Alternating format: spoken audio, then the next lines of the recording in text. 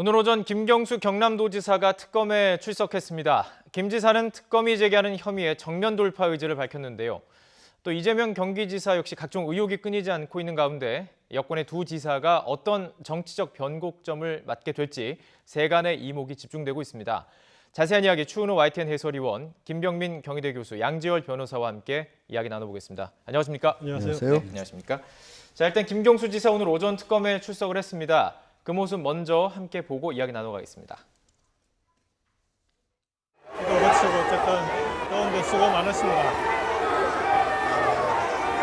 저는 이번 사건 관련해서 누구보다 먼저 특검의 도입을 주장했었습니다. 그리고 특검보다 더한 조사에도 당당하게 응하겠다고 여러 차례 밝혔습니다. 저도 그렇고 국민도 그렇고 특검이 이 사건의 진실을 밝혀주기를 기대하고 있습니다. 특검도 정치적 공방이나 갈등을 확산시키는 정치 특검이 아니라 이 사건의 실체적 진실을 밝히는 진실 특검이 되어주시기를 다시 한번 부탁드립니다. 킹크랩 시연회 단 한 번도 보신 적 없습니까?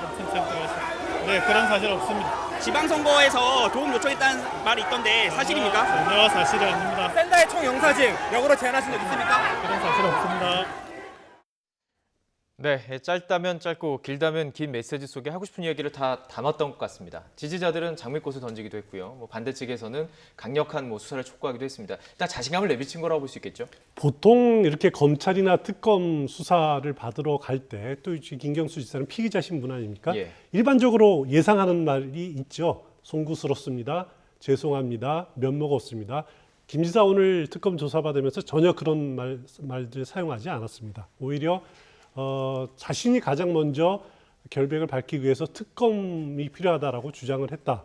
그리고 특검이 정치 특검이 되지 말고 진실을 가리는 진심 특검이 돼달라라고 예. 자신의 무고함을 주장을 하면서 또 오히려 특검을 겨냥하는 그런 진실을 밝혀달라라고 하는 그런 말들을 했거든요. 예.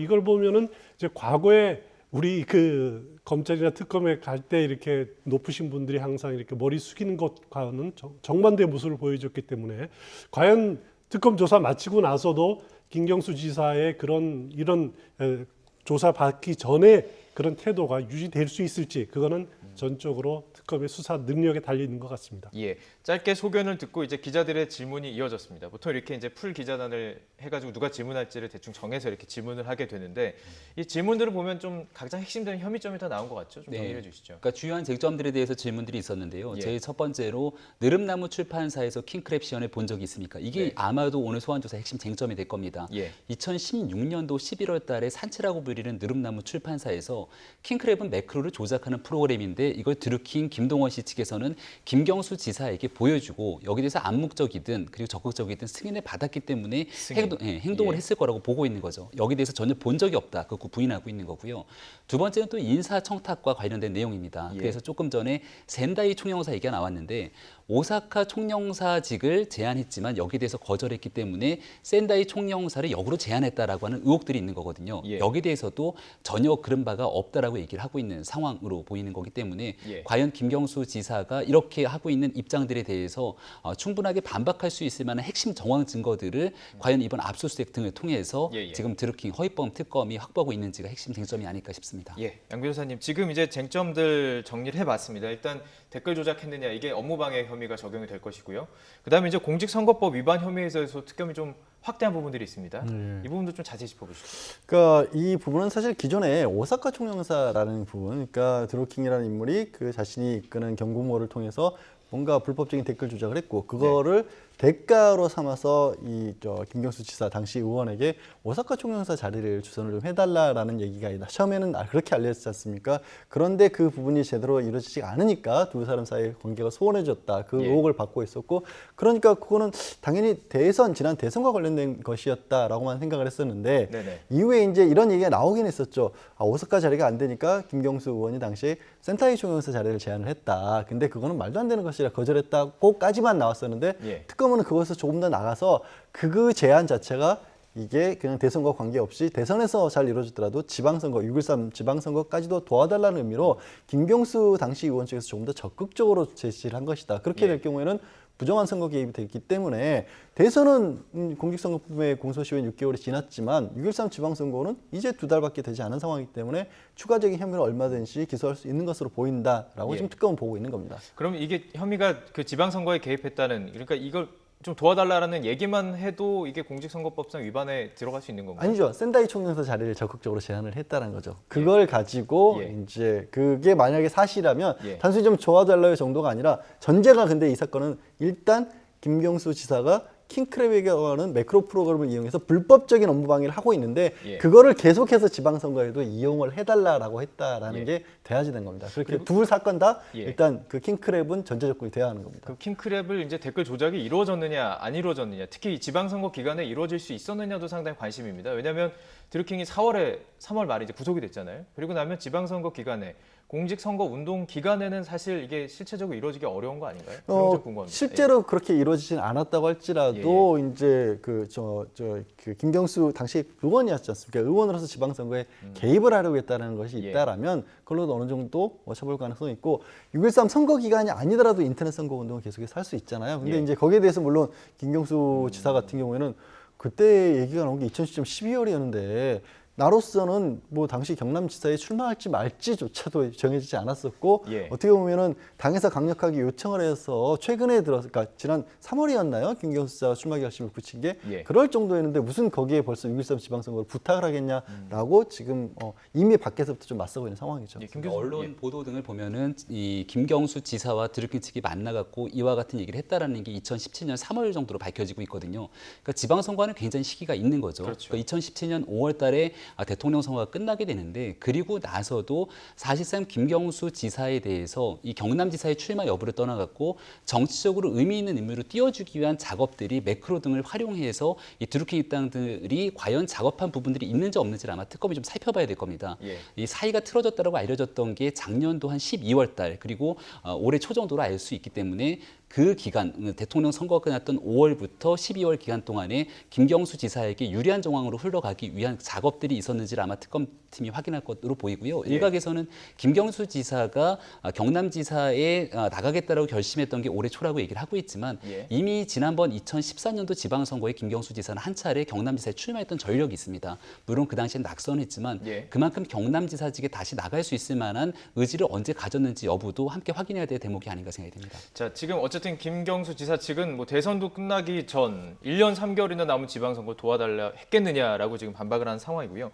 지금 특검팀에서 그렇기 때문에 핵심 지금 찾으려는 그 증거는 바로 킹크랩, 그러니까 댓글 조작을 하는 그 프로그램을 시연하는 것에 참석을 했느냐 여부 아니겠습니까? 그 부분이 제일 맞설 예. 겁니다. 김경수 지사는 킹크랩 시연회에 참석한 적이 없다라고 2016년이죠. 예. 아예 사실 자체를 인정하지 않고 있는 상황이고 그렇지만 특검은 그 당시에 킹크랩 시연회에서 김경수 지사가 참석을 했고 또 묵시적으로 이것을 돌리는 것을 인정을 했다, 시인을 했다라는 식의 논리를 펴고 있기 때문에 기본적으로 그런데 문제는 이것을 입증할 만한 증거가 있냐라는 거죠. 예. 그 시연된 장소에 CCTV가 있었던 것도 아니고 지금 가장 나오는 것이 드루킹이 제출한 USB 자료 또 관계자들 진술에 의존할 수밖에 없는 건데 네네. 김경수 지사가 워낙 완강하게 사실 자체를 부인하고 있기 때문에 이 예. 부분에 대해서 가장 특검과 김 지사 사이에 맞서는 지점이 될 것 같습니다. 양 변호사님, 지금 이 바로 핵심이 바로 이 부분이 될 텐데 킹크랩 시연에 참석하지 않았다라고 얘기를 하고 있고 드루킹 측에서도 보고 이렇게 끄덕였다라는 정도예요. 그걸 사실 지시를 내렸다라고 이걸 해석하는 법률적으로 다툴 여지가 있는 거 아닌가요? 그러니까 다툴 여지는 충분히 있죠. 거기에서 다만 이제 확산이 됐었어야 하는 겁니다. 그러니까 킹크랩 시연에 사실 고개를 끄덕였다. 실제로 저는 이럴 가능성도 배제를 못한다고 봐요. 드루킹의 입장에서는 시연회 내지는 뭔가를 보여줬을 수 있으나 김경수 지사는 인지를 못했을 수도 있어요. 아니 뭔지 몰랐을 수도 그러니까 매크로 있고요. 프로그램이라고 하는 게 지금 언론을 통해서 이렇게까지 얘기가 많이 나왔기 때문에 그렇지 IT 전문가가 아닌 한 해야 그 전에 몰랐을 수도 있거든요. 그러면 거기서는 입장이 갈릴 수가 있어요. 다만 거기서 드루킹 입장에서는 만약에 김경수 지사가 뭔지는 모르지만 그냥 고개를 끄덕였다라면 분명히 어떤 이걸 알았구나, 동의했구나라는 정도로 알 수도 있어요. 서로 그때까지만 입장이 달랐겠죠. 다만 중요한 거는 뭐냐면 여기서부터 시작된 그 이후의 활동들이 어떻게 됐느냐에 따라서 이 수사가 그때 시작됐던 게 사실은 암묵적인 동의가 있었던 거나 보는 거고, 아니면 그 이후에 아무것도 없었다면 아니 그냥 그때는 설령 김경수 수사가 있었다고 할지라도 예. 그냥 아무 의미 없는 몸짓이었을 수도 있겠구나, 이렇게 해석할 수도 있는 거거든요. 예, 예. 그러면 결국에는 그 내용들, 그 이후에 접촉했었던 것들, 그 이후에 드루킹은 현재 기사 우리가 작업을 한 뒤에 거의 날마다 보고도 올렸었다. 그리고 거기가 그래서 김경수 지사가 당시 의원신분으로서 직접적으로 이런 부분들은 작업을 해달라는 부탁도 했었다. 이런 주장을 하고 있거든요. 좌표를 찍어줬다. 예, 그렇죠. 부분이죠. 그러면 예. 그런 것들이 얼마만큼이나 그 시점을 기준으로 해서 달라진 것들이 있느냐를 특검이 객관적으로 좀 밝혀내지 않으면 좀 어려울 것으로 보이는데, 예. 한 가지 의아한 거는 저는 이 시점에서 드루킹이라고 하는 인물이 자신의 USB에 만약에 이런 일이 생길 것을 대비해서 그동안에 주고받던 여러 가지 것들을 그냥 캡처 사진으로 찍어서 보관할 정도로 나름 주도 면밀한 인물이었는데 예. 왜 아직까지 스모킹 건이라고 할 만한 부분들이 특검이 못 찾은 것인지, 예, 아니면 예. 그것이 없었던 것인지, 아니면 이미 찾았는데 언론은 공개를 안 한 것인지, 그 부분이 한 가지 의아하긴 합니다. 스모킹건 말씀해 주셨는데 이게 그러니까 실제적으로 실체를 실천을 할 수 있는 그 중간에 어떤 무엇인가, 그러니까 쉽게 말하면 뭐 안종범 전 수석의 수첩 같은 것들, 이런 것이 지금 나오지 않은 상황 아니겠습니까? 네. 특검이 뭔가 지금 언론에 드러나지 않은 무엇인가를 갖고 있는 것 아니냐, 이런 추측이 나올 만한 어떤 지금 이런 얘기들이 나오고 있습니다. 약간 언론에 흘리는 걸 보면요. 어떻게 드루킹 보십니까? 김동원 예. 씨 측으로부터 제출받았던 USB 안에 굉장히 많은 문건들이 담겨져 있다라고 얘기 나오지 않습니까? 예, 저희가 즉, 지금 그래픽으로 정리를 좀 화면에서 보는 것처럼 예, 폴더별로 정리가 돼 있습니다. 있는데 예. 이 김경수 지사를 향해서 바둑이라는 별칭을 썼죠. 바둑이 폴더 안에 킹크랩 폴더가 따로 있고 대선 폴더가 있는데, 여기 이제 킹크랩 폴더를 보게 됐을 경우 네이버 기사를 선점했던 결과와 다음 기사를 좌표로 찍었을 때 이걸 굳히게 하는 여러 가지 내용들의 정황들을 다 담아놨다는 겁니다. 예. 그럼 이렇게 이 드루킹으로 전달받던 USB 내용과 그리고 실제로 김경수 지사가 누구에게나 지지자라면은 이 선풀을 달아달라고 보낼 수 있다라고 얘기했던 그런 네. URL의 주소 내용들을 비교해 보면서 충분하게 그 내용들에 대한 정황 증거들을 특검이 만약 자신 있게 확보하지 않았을까라는 조심스러운 추정이 가능한 대목으로 보이고요. 예. 일부 언론에서 보도된 바가 있습니다만 지난 대통령 선거에서 토론하고 난 뒤에 김경수 지사가 드루킹에게 메시지를 보냈다는 거죠. 원래 네이버 댓글이 이런가요라고 보내고 나니까 처리하겠습니다라고 하는 답을 보냈다라고 하는 내용들이 이제 정리가 됩니다. 예. 그러니까 그런 내용들이 실제로 사실이라면 여기에 대해서 충분하게 이 킹크랩을 활용한 댓글 작업들이 이루어지는 것들을 사전에 인지하고 있었었고 예. 인지된 내용들을 실행했다라고 특검 등 추정하면서 수사를 이어갈 텐데, 과연 이 USB 안에 담겨져 있던 내용들이 저렇게 지금 현재 우리는 파일 제목만을 보고 있지만 얼마나 면밀하게 작성이 다 돼 있었는지 여부가 아마 이번 조사의 핵심이 아닐까 생각이 됩니다. 예, 그 김경수 의원 측에서는 선풀 운동인 줄 알았다. 그러니까 이렇게 해석할 수 있을 것 같습니다. 그러니까 개개인이 들어가서 그것에 대해서 댓글을 뭐 추천, 비추천을 누르는 것은 불법이 아니기 때문에 그렇게 알고 있었다라고 주장하면 사실 그 혐의점에 대해서 대응할 수 있는 부분 아닐까요?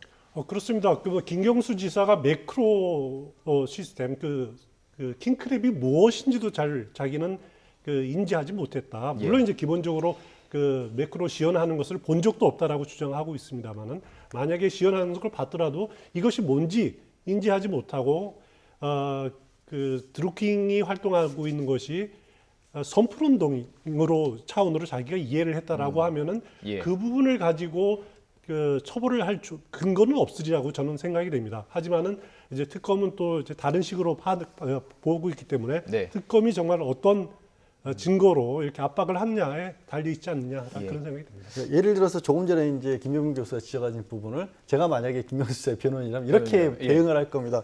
아니 11월 지난해 그때 당시를 기준으로 해서 11월 달에 만약에 2016년 11월에 매크로 불법 프로그램을 알고 있었고 그때부터 두 사람이 뭔가를 작업을 했다면 대선 토론 기간에 기사가 댓글이 달린 걸 보고 원래 이 댓글은 이렇게 달리는가요? 라면서 댓글에 대해서 아무것도 모르는 취지로 질문을 할 수가 있었겠느냐. 야. 그게 아니라 아니 이거 왜 이렇게 방치해 놨어요? 왜 이렇게 얘기는 안 달려 있어요? 뭔가 그런 식의 얘기를 해야 될 게 아니냐. 예. 그게 시적으로 봤었을 때도 이미 한 6개월 정도 가량 흐른 뒤에인데 그 사람이 김경수 지사가 아무것도 모르는 상황에서 원래 네이버에는 댓글이 이렇게 달립니까? 라고 물어본다는 것은 이미 두 사람이 공범관계가 아니라는 반증이 아니냐. 오히려 이렇게 반론을 할 수도 있다라는 거죠. 여태까지 나온 것만 놓고 봤었을 때는. 지금 저희들이 지금 이 시간 특검과 어떤 지금 주고받는 공방, 쟁점들에 대해서 이런 것이 이루어지지 않을까, 어떻게 보면 지금 얘기를 나누고 있는 부분입니다.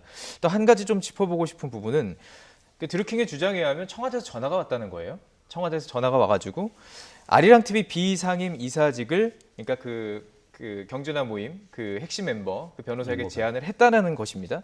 자, 이런 의혹에 대해서는 김경수 지사는 전혀 모르는 일이다라고 얘기했습니다. 이것도 새로운 쟁점이 또 될 수 있을까요? 여기에 대해서는 김경수 지사가 모른다라고 얘기할 수 있는 충분한 근거가 좀 되지 않을까 생각이 되는데 예. 여기에 대해서 김경수 지사가 연결돼 있다라고 하는 내용들은 전혀 이 언론에 보도된 바가 없죠. 네. 올해 3월달 정도로 추정이 된다는 건데 이 아리랑 TV의 비상임 이사직을 청와대 모 인사가 전화해서 제안했다는데 그 인사가 누군지는 아직 밝혀지지는 않았습니다. 근데 이거를 이제 드루킹 측에서 거절했다는 거죠. 왜냐하면 보수가 크지 않고 그리고 이거는 이제 비상임 이사기 때문에 그들이 원했던 자리에 해당하는 부분은 아니라고 생각했던 것 같습니다. 그렇다면 이제 앞으로 이것도 수사에서 밝혀져야 될 부분 중에 하나라고 보는 게 청와대의 모 인사는 왜 이와 같은 전화를 했고 누군가가 했는 건지를 밝혀야 되는데 현재까지 청와대 입장에서는 사실 무근이다라고 부인하고 있는 거거든요.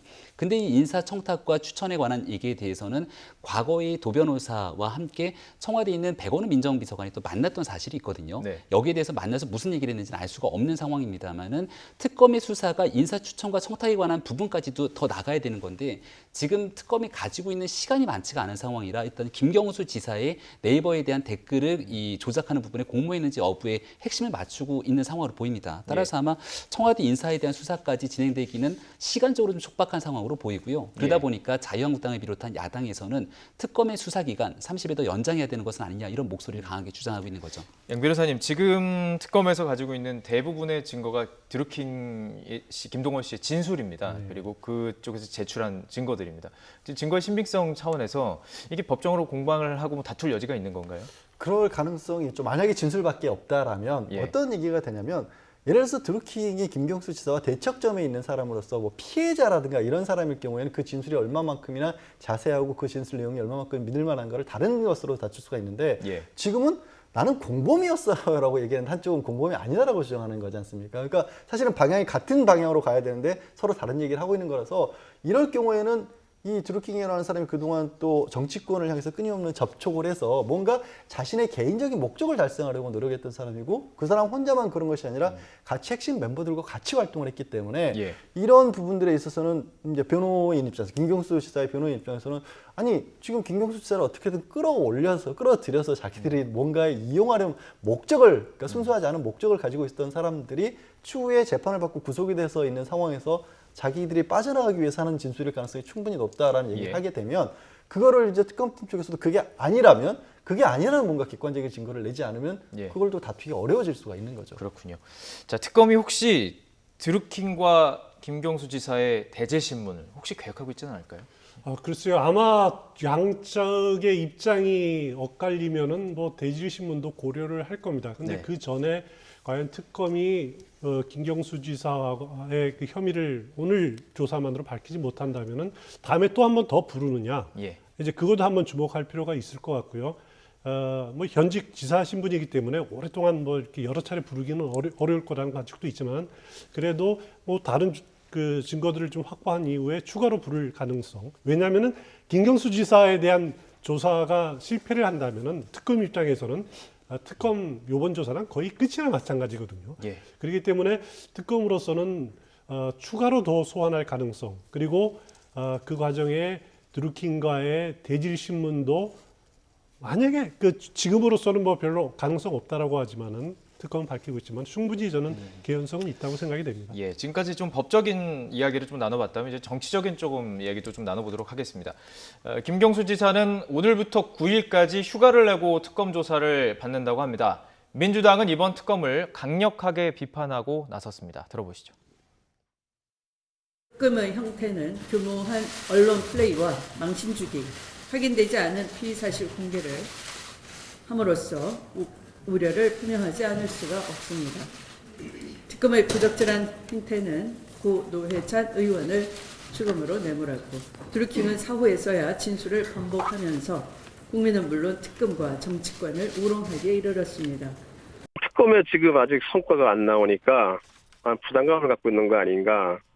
그래서 김경수 지사를 좀 무리하게라도 피의자로 전환한 것이 아닌가. 국민의 선택도 받고 그다음에 지사까지 당선이 된 그 김경수 지사의 말은 안 믿고 뭐 두부이 마을이니 뭐니 이렇게 하는 몽상가들의 이야기를 믿어서 하는 건지는 잘 모르겠는데요. 사실 뭐 야당이나 일부 비우호적인 언론 입장에서는 드루킹 쪽의 일방적인 이야기를 가지고 어떤 모양을 만들려고 하는 그런 것이 있지 않은가. 김경수 경남지사의 관사와 사무실은 왜 뒤진 거죠? 저는 이른바 드루킹 특검이 확인해야 될 범죄와 관련해서 주로 그게 벌어졌거나 했던 그 시점이 이른바 범죄 혐의 시점이 그 경남지사 시절이 아니잖아요. 그러니까 그냥 먼지 나지도 않는 데 가서 먼지를 터는 건지 도대체 저게 무슨 의미인지.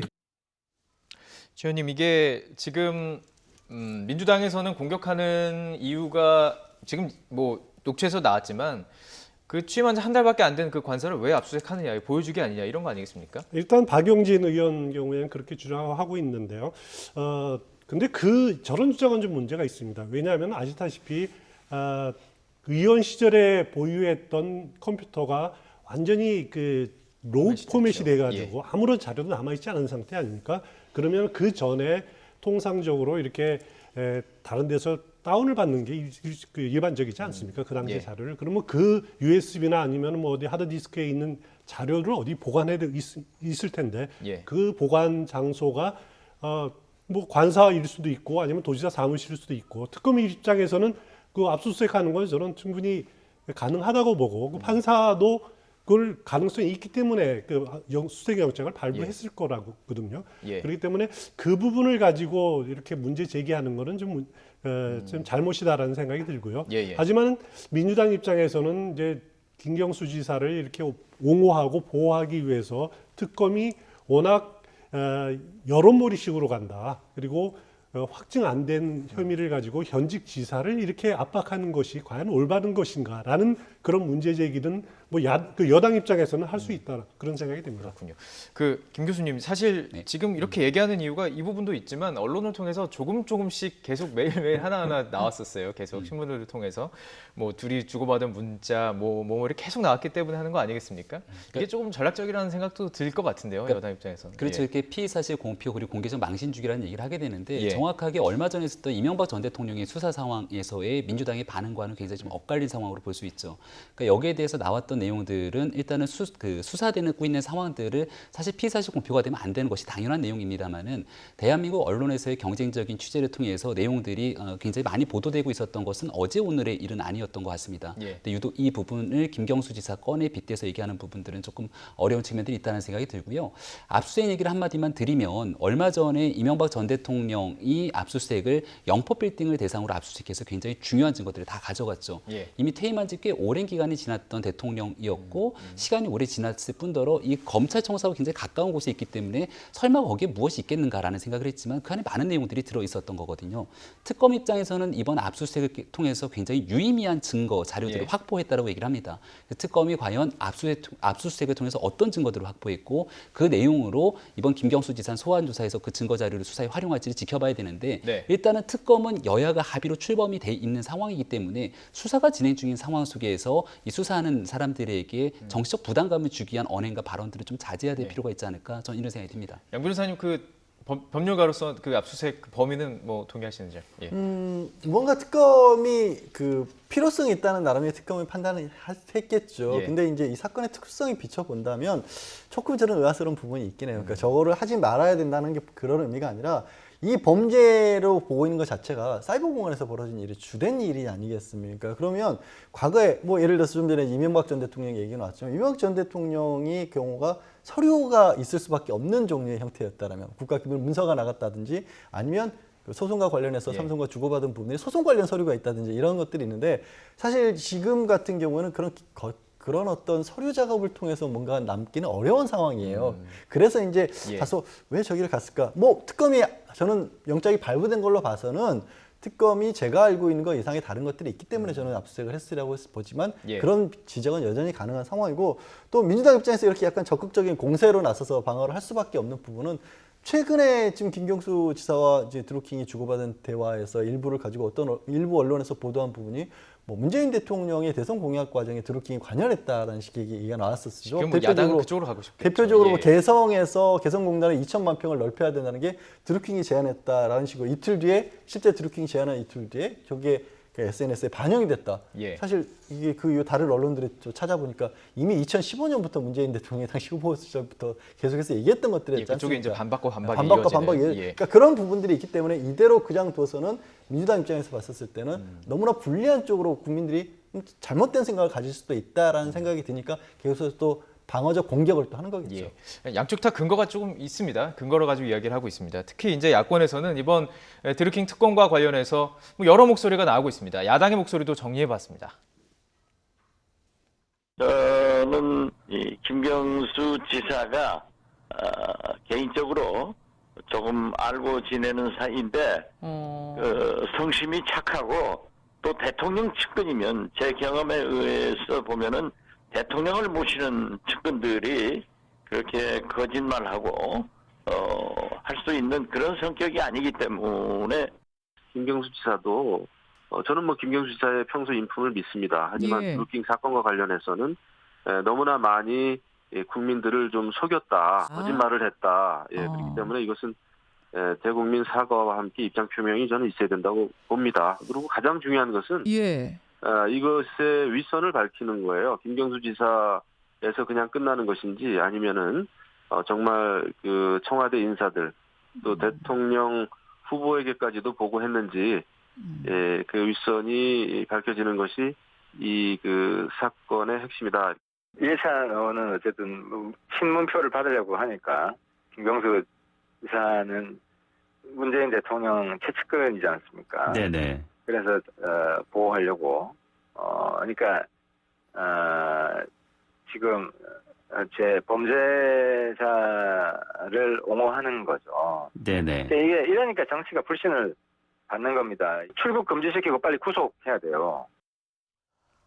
예. 하태경 의원은 굉장히 뭐 세게 발언을 했습니다. 먼저 그 민주평화당 박지원 의원이나 뭐 지금 하는 얘기는 인품을 봐서는 그럴 사람이 아니다라고 얘기를 해요. 박지원 의원뿐만 아니라 김영호 의원도 보면은 아주 인품은 잘 믿는다라는 표현을 쓰지 않았습니까? 이렇게 보면 김경수 지사가 이렇게 얼핏 보더라도 참 선한 인상을 그 분위기를 느낌을 많이 주죠. 예. 그래서 주변에 있는 사람들 보면은 김경수 지사는 선한 사람이다라는 표현들을 많이 씁니다. 하지만은 이제 검찰이나 이렇게 법조 입장에서 보면은 착한 사람이라고 그 죄 안 짓는 것은 아니니까요. 그것 때문에 뭐 무죄일 거다라고 주장하는 그런 논리는 사실상 받아들일 수는 없는 거죠. 물론 이제 그 또 박지원 의원 경우에는 또 과거에 청와대 비서실장까지 지냈고 또 한 말 들어보면은 대통령을 가까이 모신 분들은 이렇게 나쁜 짓 안 한다라는 표현을 했는데 이제 자신 이야기일 수도 있고 여러 가지가 담겨 있는 것 같습니다만은 제가 보기에는 이제 김영우 의원 표현이 상당히 이제 그 지금 자유한국당 의견을 많이 담은 거 있는 것 같은데 아무리 훌륭한 인품을 가진 인물이라도 철저히 수사를 해야 되고 또 윗선을 밝혀야 된다라는 것이 특히 야당의 특히 자유한국당이 겨냥하고 있는 것인 것 같습니다. 뭐냐면은 그 민주주의라는 것은 여론은 아닙니까? 그렇죠. 여론에 댓글을 다는 것은 개인이 댓글을 다는 것은 자유입니다. 그거는 뭐 공감을 누르는 것은 자유인데 문제는 여론 조작이라는 것이 하나의 그 매크로라는 그런 프로그램을 이용해서 자동 생성되는 프로그램을 이용해서 조작이 됐다는 것은 이건 민주주의를 왜곡시키는 굉장히 중대한 사안일 수밖에 없는 거거든요. 그 문제의식은 공감합니다마는 문제는 아직까지 그 사실 자체가 특검을 통해서 밝혀지지 않았기 때문에 또 그것이 만약에 밝혀지더라도 김경수 지사 개인적인 차원에 그치는 건지 아니면 자유한국당이 노리고 있는 것처럼 그 윗선으로 보고가 되고 이루어진 것인지 여부는 특검의 몫인 것 같습니다. 그렇습니다.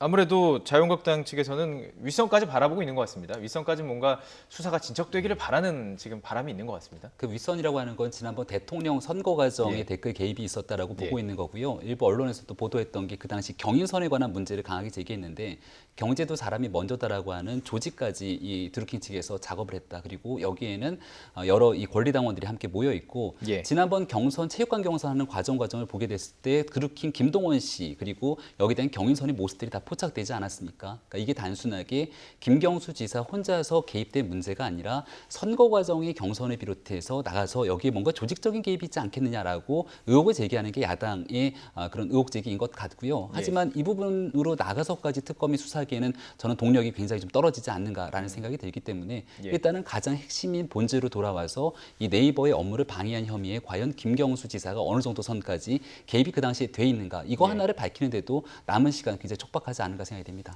양 변호사님 이게 수사 확대될 가능성 있다고 보십니까? 저는 크게 있다고 보기는 어려워 보여요. 일단 아까 바둑 저 김경수 당시 의원에 관한 얘기를 바둑이라는 이름으로 지어서 폴더를 만들어놨다고 하는 것은 드루킹과 김경수 당시 의원과의 사이의 관계를 상징적으로 보여주는 거거든요. 설령 이제 업무방해라고 하는 선거판에 흙탕물을 끼얹는데 김경수 의원이 어느 정도 발을 담궜다고 할지라도 적극적인 역할을 하거나 김경수 의원이 나서서 드루킹을 움직였다고 보기에는 조금 무리스러운 정황이 많이 보이지 않습니까? 설령 유죄가 된다고 할지라도 어떻게 보면 암묵적인 소극적인 공범일 텐데 하태경 의원이 저렇게 강하게 말씀하시는 것도 법적으로 봤었을 때는 가능성이 굉장히 낮은 얘기예요. 그렇기 때문에 일단 업무방해, 이게 특히 이 컴퓨터 댓글 달아가지고 업무방해로 실형이 나온 사례가 없습니다. 그리고 공직선거법도 지금에 받고 있는 혐의 정도는 많아야 벌금형 정도이기 때문에 설령 100% 유죄가 되더라도 이런 정도의 상황에서 출국금지와 구속은 조금 정치적인 목소리를 너무 세게 내신 것 같습니다. 정치적 목소리 얘기를 해주셨는데요. 지금 더불어민주당 경선이 진행 중입니다. 그렇습니다. 그리고 지금 후보들이 김경수 지사와 관련해서는 비슷한 목소리를 내고 있습니다. 이해찬 의원 후보, 나는 김 지사를 오랜 기간 지켜보고 함께 당 생활을 해왔다. 김 지사의 진실함을 믿는다. 김진표 의원도요.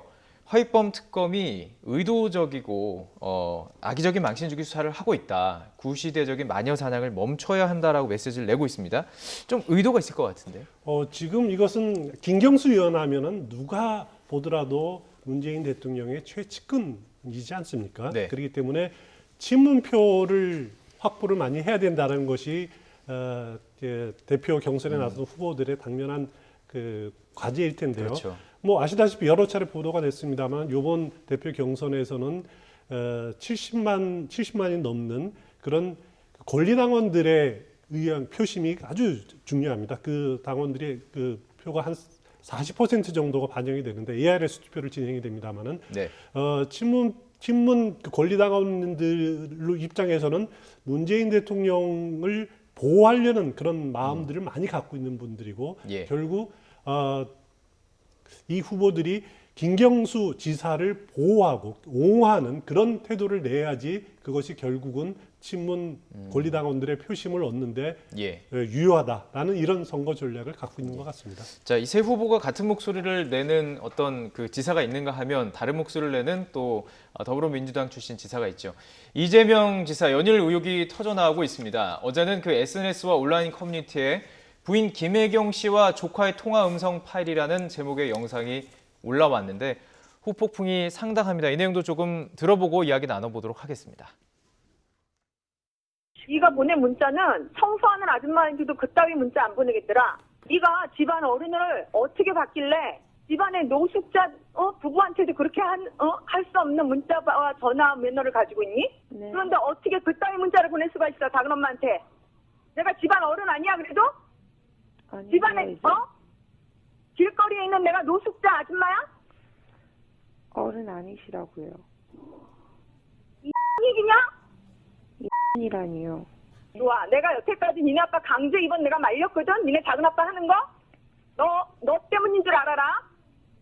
뭐 하시는 알았어? 거예요, 정말? 협박하시는 거예요? 허위사실 유포일 때문에 허위사실 아닌 거 내가 보여줄게.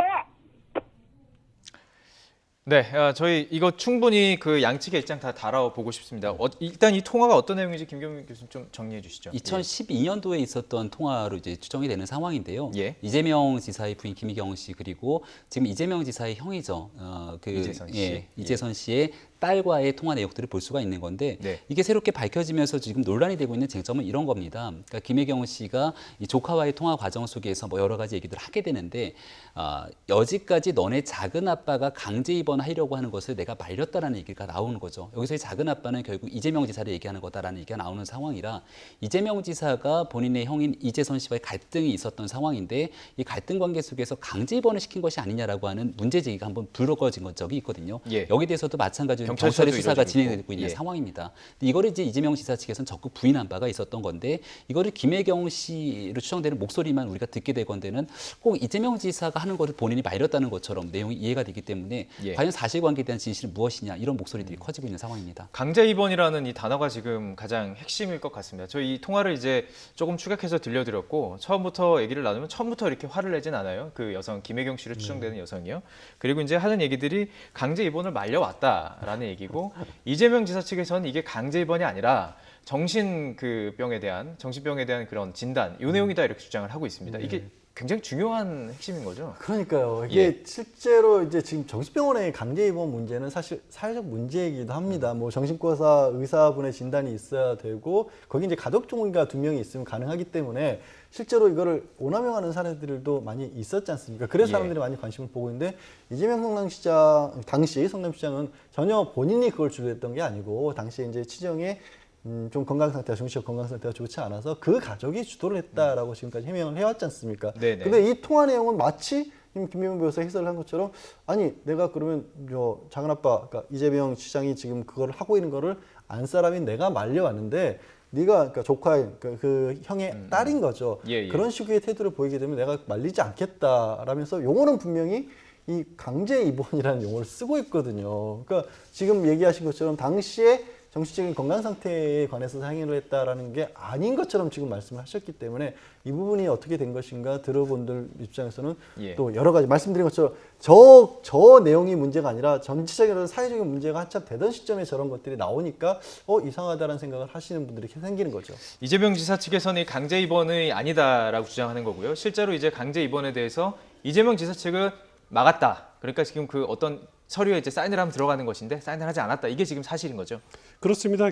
이재명 지사 측에서는 이제 강제 입원이라는 표현을 이렇게 쓴 것은 맞지만은 그 김혜경 씨로 추정되는 분이 하지만은 그 표현이 잘못된 것이다. 그 의미는 강제 입원 진단을 뜻하는 거다라는 것이고요. 그리고 그 정신병원에 강제 입원하는 것은 뭐 입원 확인서라든가 아니면은 동의서 이런 것들 보면은 그 이재명 전 지사가 당시에 주도하지 않았다는 것은 분명하다라고 이렇게 주장을 하고 있습니다. 예. 자, 그 장영하 바른미래당 중앙당 인권위원장입니다. 어제 그 성남시장 후보였죠. 이재명 경기도지사가 형인 이재선 씨를 정신병원에 강제 입원시키려 한 증거에 대한 추가 자료까지 공개를 했습니다. 이 발언도 함께 들어보시죠. 그 그러니까 병원에 그 강제 입원시키려고 했던 것은 어머니 및 형제들이라고 이렇게 얘기를 하고 있는데 지금 그 날짜가 2012년 4월 10일이고 이미 그 이전에 아까 보셨다시피 공무원들 8명이 작성한 진술서라든지 또는 분당 보건소장의 컴퓨터에서 프린트된 이재선 씨의 문건에 대한 평가 의견 이런 것을 보면 그 이전에 그러니까 어머니와 형제들이 그 의뢰서 및 정신건강치료 의뢰서를 작성하기 이전부터 이재선 회계사를 정신병원에 입원시키려고 하는 움직임이 있었다. 이렇게 알 수 있죠. 네, 이 부분에 대해서 지금 바른미래당 고발로 경찰 수사가 진행 중에 있습니다. 직권남용을 했다라는 혐의에 대해서 경찰 수사인데 지금 핵심 부분이 강제 입원을 시켰느냐. 근데 이 부분에 대해서 증거로 보면요, 변호사님, 이 지사 측에서는 뭐 입원 동의서 그런 거에 뭐 관련되지 않았다는 증거를 다 갖고 있다는 거 아니겠습니까? 그러니까 이 지사 측에서 그렇게 얘기할 수 있는 근거 중에 하나가 이른바 강제 입원이라고 하는 것 자체가 정신병적 질환으로 해서 자기나 혹시 다른 사람들을 해칠 가능성이 있었을 경우에 전문 의사의 진료가 있고 거기에 이제 가족의 동의가 있어야 되는데 그 가족이라고 하는 게 결국 배우자나 아니면 부모 아니면 자녀가 성인이었을 경우에 2사람 이상의 동의가 있어야 되는 거거든요. 그러니까 법적으로 봤었을 때 이재명 지사가 직접적으로 강제 입원을 시킬 수 있는 권리는 없는 거예요, 사실은. 그러니까 기존에 다른 가족들이 없다라면 이제 보호자나 후견인으로서 지정이 돼서 그런 어떤 조치를 취할 수가 있겠지만 그렇기 때문에 이재명 지금 현 지사 입장에서는 무슨 소리냐, 이게 내가 설명할 수 있는 그거들을 내가 다 가지고 있다라는 얘기를 자신 있게 또 할 수 있는 거죠. 그리고 지금 나왔던 어떤 그 이전부터 추진해왔다라고 하는 부분들은 사실은 형의 어떤 건강 상태, 정신적 건강 상태를 알아보기 위해서 뭐 보건소 같은데 의뢰를 하는 것 자체는 또 예. 그거는 이제 강제 입원과는 별개 예. 조치이기 때문에 가능한 상황이기도 하고요. 예. 자, 이 부분도 뭐 경찰 수사가 진행 중이기 때문에 뭐 어떤 이야기가 나온지 상당히 궁금하고요. 근데 또다시 또 하나 또 의혹이 좀 불거지는 게 있습니다. 지금 뭐 포털 사이트 제가 들어올 때까지 계속 1위가 김사랑 씨였는데 연예인 김사랑 씨랑 상관없는 분이에요. 근데 이분이 뭐 지금 비슷하게 그 정신병원에 입원을 시키는 과정 속에서 이재명 지사 측에서 했다 이런 주장이 막 나오는 거 아니에요? 그분의 주장은요? 네, 맞습니다. 이게 2015년도 5월 달에 김사랑 씨 가명인데요. 이분이 이제 이재명 지사 당시 성남시장 페이스북에 댓글을 달게 됩니다. 예. 성남시와 이벤트 업자 등에 대한 여러 가지 연루 의혹들을 제기하게 되는데 이 건으로 여러 차례 고소 고발을 당하게 되죠. 그리고 나서 이제 2017년도에 11월 달 본인의 페이스북에 자살을 암시하는 글을 올렸다는 겁니다. 그래서 경찰이 앞서 얘기하는 것처럼 이 보호 조치를 취하기 위해서 강제 입원을 시켰다라고 하는 건데 성남시에서 일어난 사건이고 이재명 시장에게 당시 시장에게 페이스북에 글을 달고 나서 강제 입원을 당했다라는 취지로 이분이 주장을 했던 거라 예. 이재명 지사 측에서는 이건 우리랑 아무 상관이 없고 당시 강제 입원을 시켰던 주체도 성남시가 아니라 성남경찰서이기 때문에 괜한 오해가 없어야 된다. 여기에 대해서 자칫 잘못 무리하게 주장하게 되면 법적 조치를 취하겠다. 이게 이제 이재명 지사 측의 입장입니다. 예, 알겠습니다. 자, 이재명 지사도 적극적으로 조금 대응을 하고 있습니다. 페이스북을 보면은 이렇게 이야기를 밝혔는데요. 적당히 맞으면 뭐 포기와 타협을 생각하게 되는데 오기가 생긴다. 뭐 그동안 자신이 살아왔던 어떤 삶을 이야기하면서 이제부터 뭐 적폐와 뭐 싸우겠다. 이렇게 지금 밝혔습니다. 이것도 어느 정도 의도가 있는 이야기일 것 같은데 어떻게 보십니까? 이재명 지사는 이제 취임 이후 뭐 한 달여 지났습니다만은 정말 계속 터지는 문제들 때문에 아무 일도 못 하고 있을 겁니다. 그렇습니다. 이걸 예. 대응하고 한다고 또 무슨 일을 하고 싶어도 또 일선 공무원들이나 아니면 도민들 이렇게 보는 시각들이 이렇게 아주 부정적이기 때문에 제대로 일을 할 수 있는 동력을 찾기 위해서는 빨리 본인이 해명할 거 있으면 해명하고 수사부를 통해서 밝힐 부분이 있으면 밝혀야지 도지사로서의 정말 도정을 정상적으로 수행할 수 있는 거거든요. 예. 그렇기 때문에 이런 지금 현재의 사태가 빨리 뭐 본인을 위해서도 정리가 되는 것이 바람직하고 또 경기도를 위해서도 서둘러 진상이 밝혀졌으면 하는 바람입니다. 그렇군요. 자, 조금 전에 저희가 이제 이재명 지사의 의혹까지 얘기하면서 김경수 지사와 좀 비교를 했습니다. 왜냐하면 그 당내 분위기가 참 달라요. 탈당 얘기까지 지금 이재명 지사 얘기 나온 상황 속에서 두 개 이렇게 갈린 이유가 뭐가 있을까요? 그러니까 지금 전당대회를 앞두고 있는 시점에서 소위 말하는 모든 후보들이 공통대로 주장하는 건 대통령을 지키겠다는 겁니다. 대통령을 지키고 안정적인 국정 운영이 뒷받침이 되겠다라는 건데 김경수 지사는 누가 뭐래도 문재인 대통령의 복심으로 알려져 있는 인물이라 여기에서 문제가 불거지게 되면 대통령 선거 과정에서의 당시 후보였던 문재인 대통령이까지 연관이 되고 있는 상황 속에서 아마 적극적인 방어 조치에 나선 게 아닌가 생각이 되고요. 이재명 지사 같은 경우는 애당초부터 당 내에 있는 여러 기류들이 좀 존재를 하게 되는 당내 반문으로 뭐 이재명 지사에 대한 부정적인 입장들이 있는 것 같아요. 아까 이재명 지사의 글에도 이런 얘기가 나오잖아요. 저들의 더러운 음해로부터 이런 얘기를 하게 되는데 그럼 그 더러운 음해 공작을 하는 사람이 누구냐라고 이제 우리가 얘기를 할 수 있지 않겠습니까?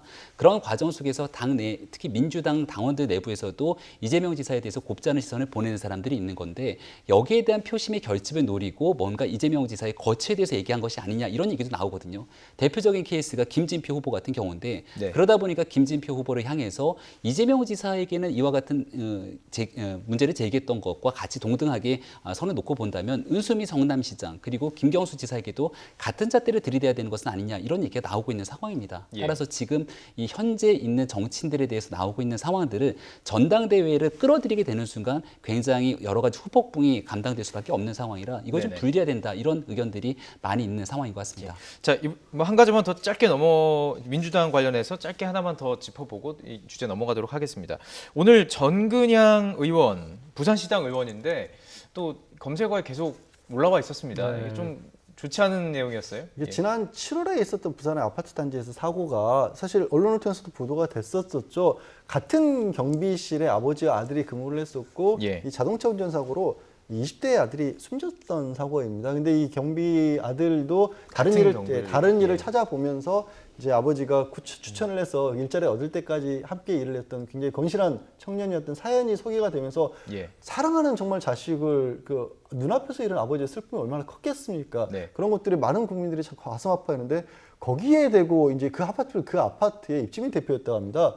입주민 대표다 보니까 연락을 해서 왜 같은 장소에서 두 사람을 근무를 시켰느냐. 그러면 이제 좋지 않은 취지로 얘기를 한 거겠죠. 그러면 뭔가 좀 일을 제대로 안 한다거나 이럴 수 있었던 게 아니냐라는 식으로 지적을 하면서 아버지를 다른 데로 보내라라는 얘기를 한 겁니다. 그러니까 이게 정말 해도 너무한다. 어떻게 지금 그런 상황인 모임분에게 저런 얘기를 할 수가 있느냐 해서 바로 민주당, 이제 부산시 민주당에서도 이 부분에 대해서는 이제 출당 조치를 취하고 같은 당원들에 대해서 윤리의식에 관해서 제고를 하려고 했는데 저는 윤리의식의 문제가 아니라 저거는 정말 어떤 기본적인 어떤 그 공감대의 문제가 있어야 하지 않나 싶습니다. 자, 다음 주제로 넘어가 보도록 하겠습니다. 이 박근혜 청와대에서 왕 실장으로 불리던 김기춘 전 대통령 비서실장 오늘 새벽에 구속 562일 만에 석방이 됐습니다. 현장은 그야말로 아수라장이었다고 합니다. 당시 상황 함께 보고 계속 이야기 나눠보도록 하겠습니다.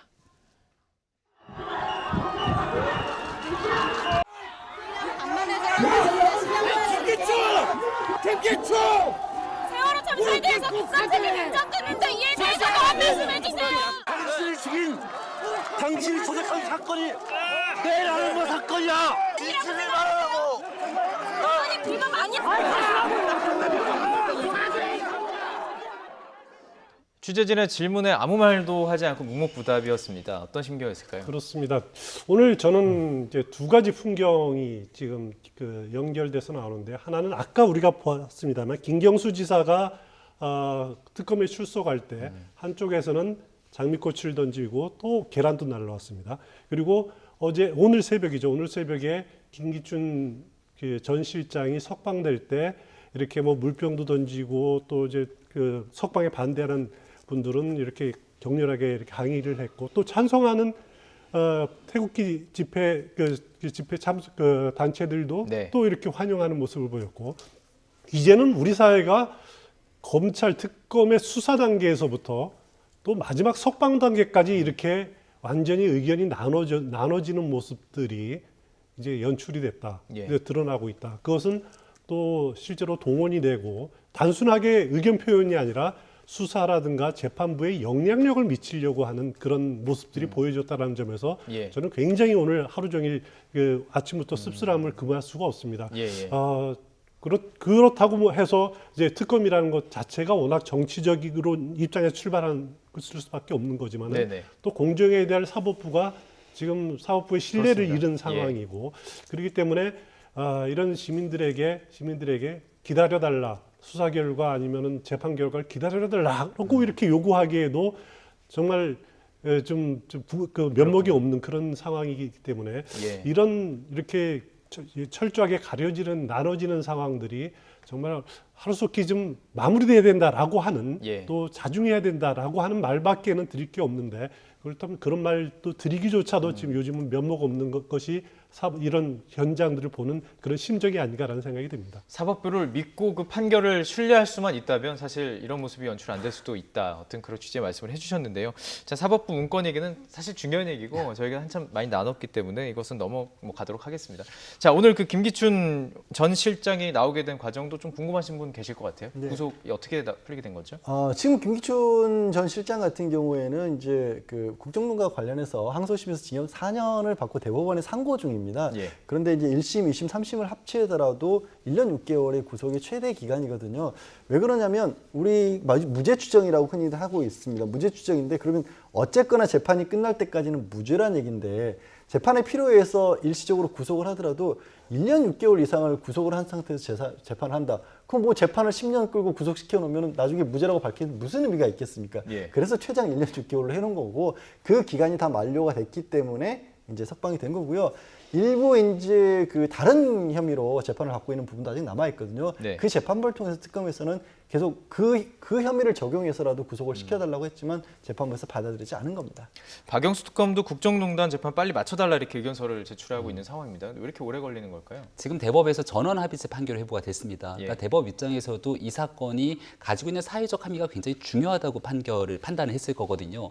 지금 문화체육관광부 그 당시 이제 문체부에서 블랙리스트를 작성 지시한 혐의 그리고 인사권을 가지고 문체부 인사들에 대해서 이 사직을 강요한 혐의를 받고 있는 건데 그동안의 상황들을 비춰보건대 이번 대법 판결이 어떻게 선고되는지에 따라서 향후 국정을 이끌어가고 있는 국정 주체들, 특히 정치인들 입장에서는 본인들이 하고 있는 행위 자체에 대해서 미치는 영향이 지대할 겁니다. 그렇기 때문에 여기에 대해서는 조금 시일이 걸리더라도 대법관들 전원이 합의체 판결을 통해서 분명한 사회적 함의를 담아내는 게 중요하고요.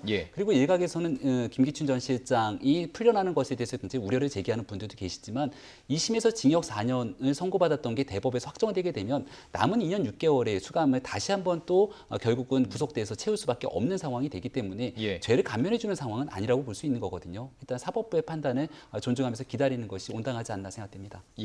양 변호사님, 지금 대법관 3명이 또 새로 취임하지 않습니까? 근데 지금 어쨌든 지금 김기춘 전 실장 재판에도 영향을 끼칠 수밖에 없는 거라 볼 수 있지 않을까요? 글쎄, 대법관들이 바뀌어서 어떤 정치적 성향 때문에 뭔가를 바뀌어줘서는 재판이 안 되겠죠. 저는 이제 정치적 성향에 의해서 분류할 수 있는 재판들이 있고, 이거는 어떤 의미냐면 정치적 성향에 의해서 뭐 유무죄가 나뉜다 이런 게 아니라 어차피 대부분은 어떤 판결이라든가 어떤 법적인 논리가 있었을 때 이거를 이런 식으로 볼까 저것식으로 볼까 해석을 할 수 있는 최종적인 기관입니다. 그런 어떤 중요한 사건이 이른바 전원합의체라는 것을 회부가 돼서 결정이 되고, 그 과정에 새로운 성향을 가진, 특히 과거의 대법원의 기존에 어떻게 보면 뭐 좀 한쪽에 좀 치우쳤다고 할까, 그거를 좀 균형을 잡는 측면에서 정권 교체와 함께 3명이 새로 들어갔기 때문에 그런 사건이 있다라면 앞으로의 어떤 새로운 해석 기준 같은 것들이 만들어질 가능성은 있을 겁니다. 그런데 다만 이제 그 국정농단, 특히 김기춘 전 비서실장 같은 경우에는 그게 정치적 어떤 입장과 저기가 가진 신념과 상관이 없는 부분들이 더 많지 않습니까? 직접적으로 개입을 했냐 말았느냐, 직권남용을 그래서 공무원들에 대해서 압력을 행사했느냐 말았냐, 이런 사실관계를 따지는 부분이 더 많았기 때문에 이 세 분이 왔다고 해서 뭐 크게 달라질 것으로 보이지는 않습니다. 사실 이것도 굉장히 이 선고가 어떻게 보면 지금까지 끌어온 국정농단 모든 사건에 종결짓는 가장 중요한 선고임에도 불구하고 시간이 지나다 보니까 관심이 조금 옅어지는 게 사실입니다. 자, 이 선고에 대해서도 많은 관심 기울여야 될 것 같고요. 오늘 이야기 여기까지 좀 나눠야 될 것 같습니다. 추은호 YTN 해설위원, 또 김병민 경희대 교수, 양지열 변호사와 이야기 나눠봤습니다. 고맙습니다. 고맙습니다.